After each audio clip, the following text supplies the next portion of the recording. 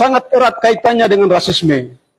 Karena bagi saya, rasisme di Indonesia bukan lagi urusan personal, tetapi sudah sistemik dipelihara agar menjadi kendaraan politik ekonomi penguasa. Tidak dapat disangkal bahwa pandangan rasis menyebabkan perlakuan yang berbeda terhadap Papua dalam segala bentuk dan segi kehidupan orang Papua. Segala stigma negatif yang diletakkan pada orang Papua itulah yang menyebabkan aparat negara dan ormas menyerang asrama mahasiswa di Surabaya. Diskriminasi rasial yang berulang-ulang dihadapi oleh orang Papua dianggap wajar dan dibiarkan oleh negara. Tetapi ketika Papua protes melawan ketidakadilan dan diskriminasi rasial, negara hadir menghantam kami orang Papua dengan pasal makar dan provokasi. Perkara sidang ini membuktikan bahwa rasisme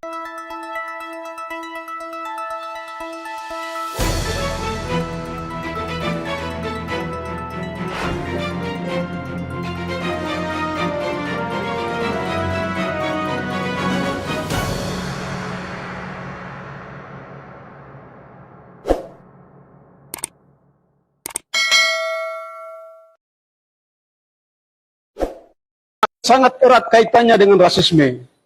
Karena bagi saya, rasisme di Indonesia bukan lagi urusan personal, tetapi sudah sistemik dipelihara agar menjadi kendaraan politik ekonomi penguasa. Tidak dapat disangkal bahwa pandangan rasis menyebabkan perlakuan yang berbeda terhadap Papua dalam segala bentuk dan segi kehidupan orang Papua. Segala stigma negatif yang diletakkan pada orang Papua itulah yang menyebabkan aparat negara dan ormas menyerang asrama mahasiswa di Surabaya. Diskriminasi rasial yang berulang-ulang dihadapi oleh orang Papua dianggap wajar dan dibiarkan oleh negara. Tetapi ketika Papua protes melawan ketidakadilan dan diskriminasi rasial, negara hadir menghantam kami orang Papua dengan pasal makar dan provokasi. Perkara sidang ini membuktikan bahwa rasisme itu benar-benar ada dalam segala tuduhan dan dakwaan ini.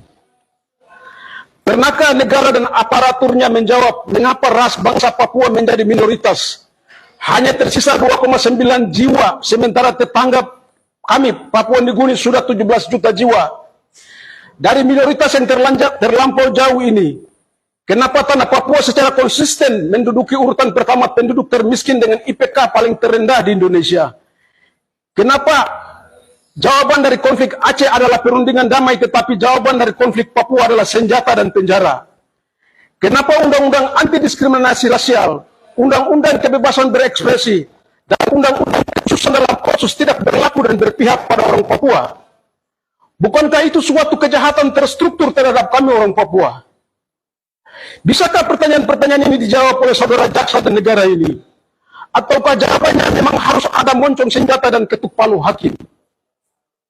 Kenapa negara ini menghindari kajian dan solusi LIPI, BRIN, dan lain-lainnya, lalu membawa rakyat dan kemanusiaan Indonesia dalam ruang kegelapan yang paling gelap dari ruang penjara saya di Lapas Habepura?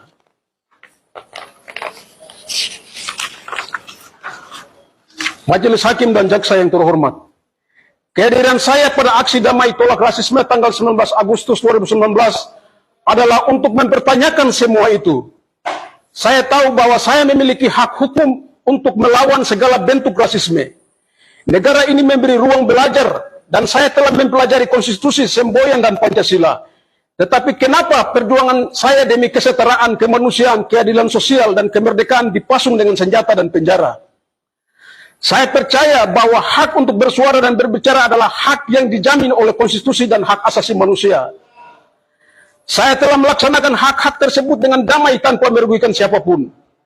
Saya percaya bahwa melawan rasisme adalah hak dan kewajiban setiap individu yang peduli dengan keadilan sosial dan hak asasi manusia. Rasisme adalah masalah global. Banyak negara di dunia menghadapi masalah rasisme dan diskriminasi yang serupa. Oleh karena itu, sebagai warga dunia, tindakan saya dan rakyat Papua juga harus dipandang dalam konteks global dan dianggap sebagai bagian dari gerakan sosial yang lebih besar untuk menghapuskan rasisme dan diskriminasi di seluruh dunia. Rasisme bukanlah sekedar masalah pribadi, tetapi masalah struktural yang harus diatasi secara sistemik, mulai dari aparat TNI Polri hingga di ruang-ruang peradilan hukum ini. Kebijakan hukum janganlah menempatkan pelaku rasis lebih unggul dan kebal, dan menempatkan korban rasisme lebih rendah dan buruk terus-menerus. Karena rasisme struktural adalah ketidakadilan yang terbangun dari kebijakan, hukum, norma, dan nilai yang diterapkan oleh sistem yang ada, yang menguntungkan kelompok tertentu dan merugikan kelompok lainnya. Majelis Hakim dan Jaksa yang terhormat, akhirnya saya meminta hakim untuk melihat tindakan saya sebagai bagian dari gerakan sosial yang memperjuangkan keadilan dan kesetaraan. Saya juga ingin menegaskan bahwa tindakan saya melawan rasisme adalah tindakan yang dilakukan dengan niat dan jujur dan tulus untuk memperjuangkan hak asasi manusia dan keadilan sosial. Saya tidak melakukan tindakan tersebut untuk tujuan pribadi, melainkan untuk mewakili suara ras bangsa saya yang terdampak dari diskriminasi dan ketidakadilan. Oleh karena itu, saya berharap agar hakim dapat membebaskan saya dari segala tuduhan yang diarahkan kepada saya dan memberikan keadilan untuk saya, tetapi juga untuk bagi orang Papua, Indonesia, dan dunia, bahwa di ujung palu hakim tidak ada rasisme melainkan kejujuran, kebenaran, dan keadilan.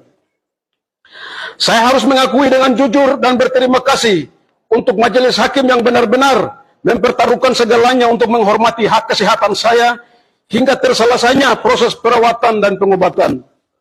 Begitu pula pihak penasihat hukum, jaksa yang bekerja sama sehingga hak dan kewajiban dalam proses peradilan terpenuhi, sekalipun terpampang tembok-tembok ketidakadilan yang menghancurkan kemanusiaan di depan hukum.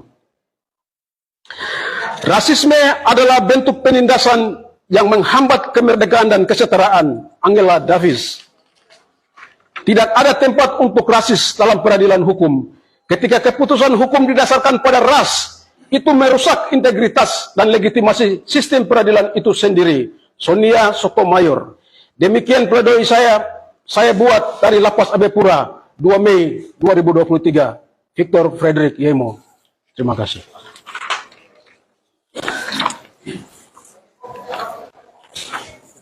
Terima kasih.